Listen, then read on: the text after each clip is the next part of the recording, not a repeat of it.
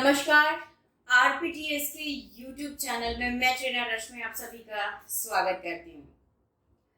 इस चैनल के थ्रू मेरी ये कोशिश रहेगी कि जितने भी लोग हैं जो स्टेज को लेकर डरते हैं या स्टेज परफॉर्मेंस को लेकर, पब्लिक स्पीकिंग को लेकर डरते हैं, उनकी मैं थोड़ी हेल्प कर सकूं।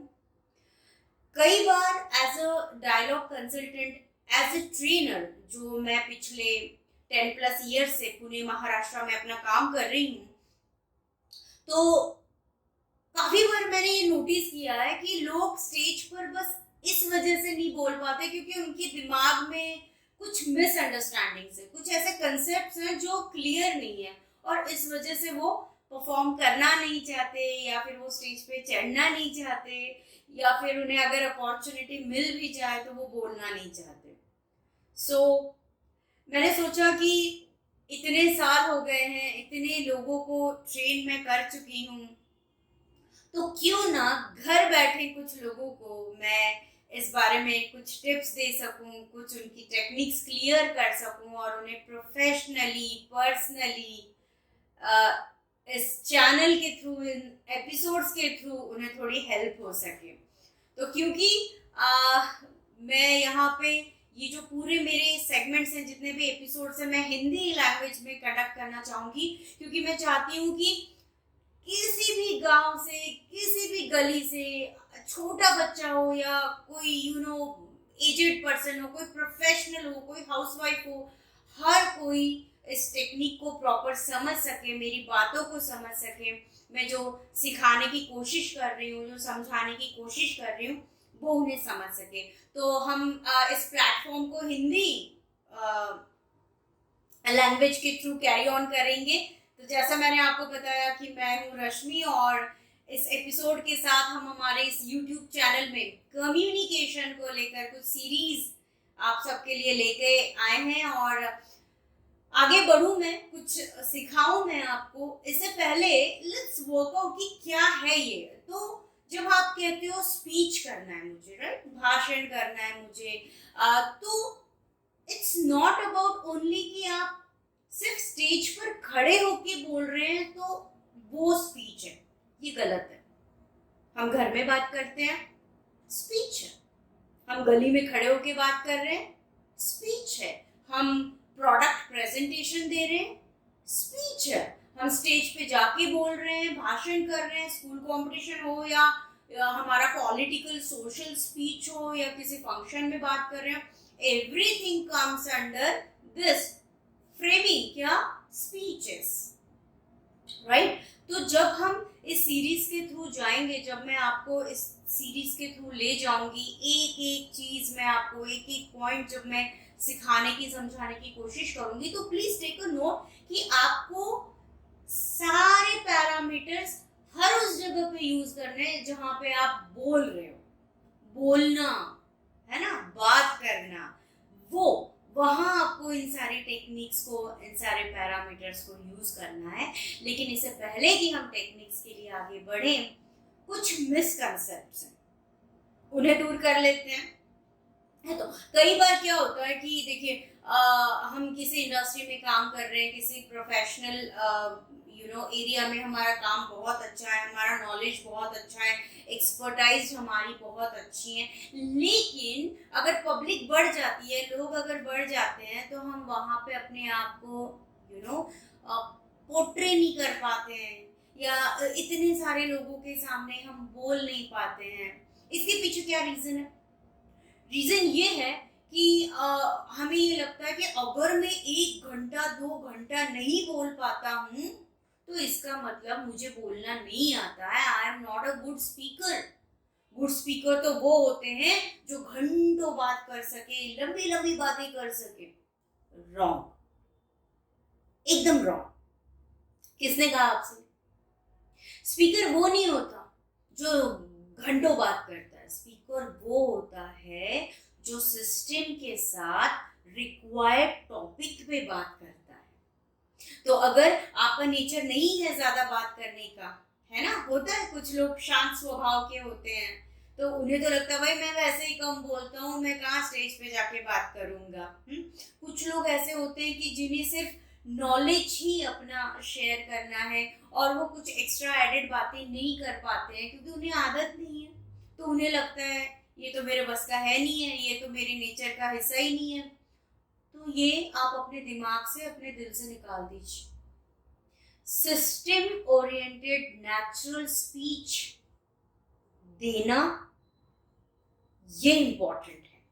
आप कितने ड्यूरेशन के लिए बोल रहे हो वो इम्पोर्टेंट नहीं है। हाँ, लेकिन अगर रिक्वायरमेंट है ना, कि एग्जाम्पल ले लेते हैं कि आप कोई नेता है, या आप किसी कम्युनिटी के हेड हैं, या आप एंटरप्रेन्योर हैं, आपको 45 मिनट्स 50 मिनट्स 1 घंटा आपको बोलना पड़ता है, दैट इज द रिक्वायरमेंट। तो जी हाँ, करेक्ट प्रैक्टिस के साथ, करेक्ट टेक्निक्स के साथ हम 1-2 घंटे भी बोल सकते हैं। इस चैनल के थ्रू मैं आपको उन सारे पैरामीटर्स की ओर लेके जाऊंगी, step by step, episode by episode, right. So अब यहाँ पे एक बात क्लियर हो गई कि ड्यूरेशन मैटर नहीं करता है, सिस्टम मैटर करती है, टेक्निक्स मैटर करती है, ठीक है। अब एक और गलतफहमी है लोगों की कि लोगों को लगता है कि मैं चिल्ला चिल्ला के बोलूं, है ना, जोर जोर से बोलूं, एकदम क्रांतिकारियों की तरह मैं चिल्ला चिल्ला के बोलूं, तो लोगों को लगेगा कि मैं एकदम फैंटास्टिक स्पीकर हूं। गलत, एकदम गलत। तो कई बार जो लोग साइलेंट जोन में बोलते हैं, जो लोग आराम से बोलते हैं, जिनकी जो टोन है वो काफी स्लो है, बहुत ज्यादा रिलैक्सिंग वे में वो बात करते हैं, तो उन्हें लगता है मैं तो स्टेज पे बोल ही नहीं सकता ना, मैं बोल ही नहीं सकता क्योंकि मेरी टोन ऑलरेडी ऐसी है, और ऐसे टोन वाले लोग तो हिट होते नहीं है, वो तो स्टेज रॉक नहीं कर सकते। ये भी गलत है। आपको चिल्ला के बात नहीं करनी है, आपको जोर जोर से बात नहीं करनी है। अगर आपको अच्छा प्रेजेंटेशन देना है, अगर आपको अच्छा स्पीच देना है, तो आपके पास करेक्ट टोनालिटी होनी चाहिए। अगर वो टोनालिटी अगर आपकी क्लियर है तो बेसिकली वो वर्कआउट हो जाएगा, राइट, कि ये चीज है, ये ऐसे से मुझे बोलना है, और इस हिसाब से, इस अंदाज से मैं बोलूंगा।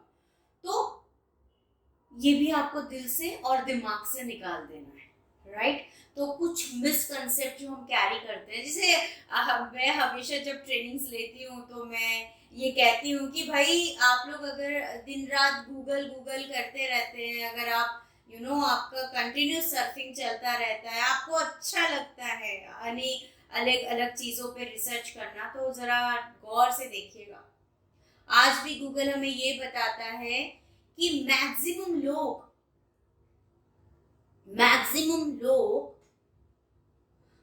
मरने से कम डरते हैं, लेकिन स्टेज पर आकर बात करने का जो डर है ना, वो उन्हें ज्यादा है। मतलब अगर थोड़ा सा इसे हम लोग ह्यूमरस वे में ले तो शायद ऐसा है कि भाई एक बार मर जाऊं तो चलेगा, लेकिन मैं स्टेज पे जाके बात नहीं कर सकता, बिल्कुल नहीं कर सकता।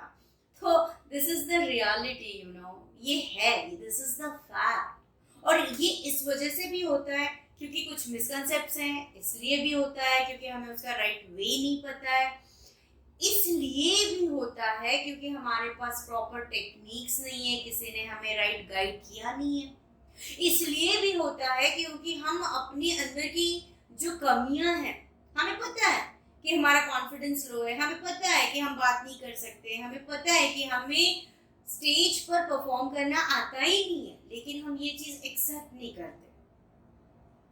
और हम एक्सेप्ट क्यों नहीं करते, इसका रीजन तो हर किसी का अलग अलग हो सकता है, राइट।